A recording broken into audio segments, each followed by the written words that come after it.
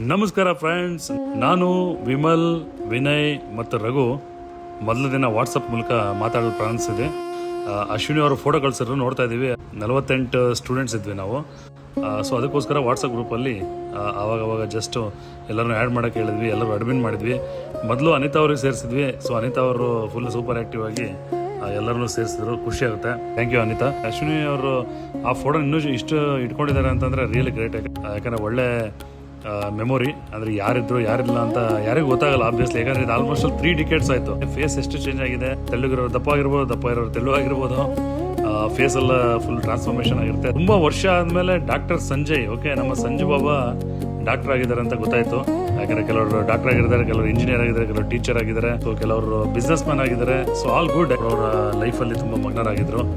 ಅದಕ್ಕೆ ಸ್ವಲ್ಪ ಅವ್ರಿಗೂ ಸ್ವಲ್ಪ ವಿರಾಮ ಕೊಡೋಣ, ಇಲ್ಲ ಒಂದು ಬ್ರೇಕ್ ಕೊಡೋಣ, ಇಲ್ಲ ಒಂದು ಡಿಫ್ರೆಂಟಾಗಿ ಒಂದು ಪ್ಲಾಟ್ಫಾರ್ಮ್ ಕೊಡೋಣ ಅಂತೇಳಿ 30 ಇಯರ್ಸ್ ಆದ ಮೇಲೆ ನಾವು ಒಂದು ಗ್ಯಾದರಿಂಗ್ ಮಾಡೋಣ ಅಂತ ಪ್ಲ್ಯಾನ್ ಮಾಡಿದ್ವಿ. ಫ್ರೆಂಡ್ಸ್, ಗ್ಯಾದರಿಂಗ್ ಇರೋದು ಜುಲೈ 11th. ಓಕೆ, ದಯವಿಟ್ಟು ಟೈಮ್ ಮಾಡ್ಕೊಳ್ಳಿ.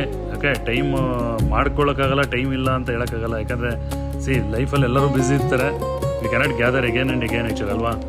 ಸೊ ಒಂದ್ಸರಿ ಗ್ಯಾದರಿಂಗ್ ಆಗ್ತದೆ. ಮ್ಯಾಕ್ಸಿಮಮ್ ಜನ ಬಂದರೆ ತುಂಬ ಚೆನ್ನಾಗಿರುತ್ತೆ. ಓಕೆ, ನಾನು ಮತ್ತು ಲೋಕಿ ತುಂಬ ಕ್ಲೋಸು. ಹಾಸ್ಟೆಲಲ್ಲಿದ್ವಿ, ಎಲ್ಲ ಊಟ ಇತ್ತು ಅಂತ ಈಗ ಅನಿಸ್ತಾ ಇದೆ. ಒಳ್ಳೆ ಕಾಳು ಸಾರು ಇತ್ತು, ಮುದ್ದೆ ಇತ್ತು ಆ ಟೈಮಲ್ಲಿ. ನಾನು ಲೋಕಿ ಫುಲ್ಲು ಟ್ರಂಕ್ ಇಟ್ಕೊಂಡು ಈ ಮಿಲ್ಟ್ರಿಲಿ ಇರ್ತಾರಲ್ಲ ಆ ಥರ ಪಕ್ಕದೆಲ್ಲ ಕೂತ್ಕೊಳ್ತಾ ಇದ್ವಿ. ಲೋಕಿ ಅವ್ರ ಮನೆಗೆಲ್ಲ ಕರ್ಕೊಂಡು ಹೋಗಿದ್ರು. ನನಗೆ ತುಂಬ ಖುಷಿ ಆಯಿತು.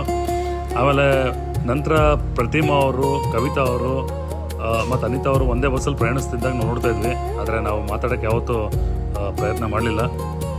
ಜಸ್ಟ್ ನಮ್ಗೆ ಗೊತ್ತಾಗ್ತಿತ್ತು ಅಷ್ಟೇ ಅವ್ರು ನಾವು ಕ್ಲಾಸ್ಮೇಟ್ಸ್ ಅಂತೇಳಿ. ಸೊ ತರೀಕೆರೆಯಿಂದ ನಾವು ಬರಬೇಕಾದ್ರೆ ಜಸ್ಟ್ ನೋಡ್ತಾ ಇದ್ವಿ. ಕವಿತಾ ಅವರು ಇವಾಗ ರೀಸೆಂಟಲ್ಲಿ ವಾಟ್ಸಪ್ ವೀಡಿಯೋ ಕಾಲಲ್ಲಿ ತುಂಬ ಚೆನ್ನಾಗಿ ಮಾತಾಡಿದರು. ನಮ್ಗೆ ಅನಿಸ್ಲೇ ಇಲ್ಲ ಆ್ಯಕ್ಚುಲಿ ಇವ್ರಿಗೆಲ್ಲ ಮಾತಾಡಿದ್ವೋ ಇಲ್ವೋ ಮುಂಚೆ ಅಂತ ಅನಿಸ್ತಾ ಇಲ್ಲ. So really good. ಅನಿತಾ ಅವರು ಫೇಸ್ಬುಕ್ ಫ್ರೆಂಡ್ ಆಗಿದ್ದರು. ಸೊ ಪ್ರತಿಮಾ ಅವರು ಅಷ್ಟೇ ತುಂಬ ಚೆನ್ನಾಗಿ ಇನ್ಫ್ಯಾಕ್ಟ್ ಟೆಕ್ಸ್ಟ್ ಮಾಡಿದರು. ಓಕೆ, ಏನಾದ್ರು ಸಪೋರ್ಟ್ ಇದ್ರೆ ಹೇಳಿ, ಬೆಂಗಳೂರಲ್ಲಿ ಮಾಡೋಣ ಅಂತ. So thank you Prathima. Definitely ನಿಮ್ಮ ಸಪೋರ್ಟ್ ನಾವು ತೊಗೊಳ್ತೀವಿ. ತಾಳ್ಡಿ ತುಂಬ ತುಂಟ. ಓಕೆ, ತುಂಟ ಅಂತ ಎಲ್ಲ ಹೇಳ್ತಾ ಇದ್ದೀರಾ. ಹೌದು, ತುಂಬ ತುಂಟ. ಯಾಕಂದ್ರೆ ನಾವೆಲ್ಲ ಒಟ್ಟಿಗೆ ಇರ್ತಾ ಇದ್ವಿ. Is very very good person, I can see. So ಮನೆಗೆಲ್ಲ ಕರ್ಕೊಂಡು ಹೋಗ್ತಾ ಇದ್ದ. ಯಾವುದೋ ಕ್ರಿಸ್ಮಸ್ ಬಂದರೆ ಒಳ್ಳೆ ಸೆಲೆಬ್ರೇಷನ್ ಮಾಡ್ತಾಯಿದ್ವಿ ಅವ್ರ ಮನೇಲಿ. ಅವ್ರ ಮದರೆಲ್ಲ ತುಂಬ ನಮಗೆ ಚೆನ್ನಾಗಿ ನೋಡ್ಕೊತಾ ಇದ್ರು ತರೀಕೆರೆಯಲ್ಲಿ. ಸೊ ಎಲ್ಲ ಒಂದು ನೆನಪು ಅಲ್ವಾ. ಆಮೇಲೆ ಫೌಜಿಯಾ ಮತ್ತು ಪರಮೇಶ್ವರಿಗೆ ಮಾತಾಡ್ಸಿರೋ ನೆನಪಿದೆ ನನಗೆ.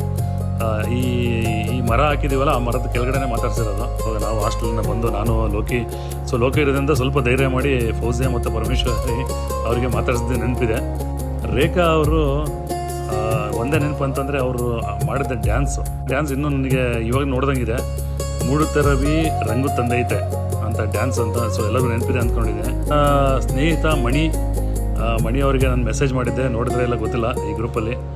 ಮಣಿ, ಥ್ಯಾಂಕ್ ಯು ಮಣಿ. ಆ್ಯಕ್ಚುಲಿ ಯಾವಾಗಲೂ ನಿಮ್ಮ ಮನೆಗೆ ನಾನು ಓದಕ್ಕೆ ಬರ್ತಾಯಿದ್ದೆ. ಆಮೇಲೆ ನಿಮ್ಮ ಮದರ್, ಓಕೆ, ಎಷ್ಟು ಚೆನ್ನಾಗಿ ಅಡುಗೆ ಮಾಡಿಕೊಡ್ತಾಯಿದ್ರು. ನಿಮ್ಮಲ್ಲೇ ನಾನು ಸ್ಟೇ ಮಾಡ್ತಾಯಿದ್ದೆ, ನಂಗೆ ಗೊತ್ತಿರೋಂಗೆ. ನಿಮ್ಮನೆ ಮಲಗ್ತಾ ಇದ್ದೆ. ಸೊ ಓದ್ಕೊಳ್ತಾ ಇದ್ವಿ ಎಲ್ಲ. ತುಂಬ ಚೆನ್ನಾಗಿತ್ತು. ಆ ಲೈಫೆಲ್ಲ ಮರೆಯೋಕ್ಕಾಗಲ್ಲ. ಯಾಕಂದರೆ ಆ ಕ್ಷಣಗಳು, ಯಾಕಂದರೆ ನಾವು ಆ ಥರ ಹಾಸ್ಟೆಲ್ ಇರೋದ್ರಿಂದ ಎಲ್ಲೇ ಹೊರಗಡೆ ಹೋದರೂ ಒಂದು ಖುಷಿ ಆಗೋದು.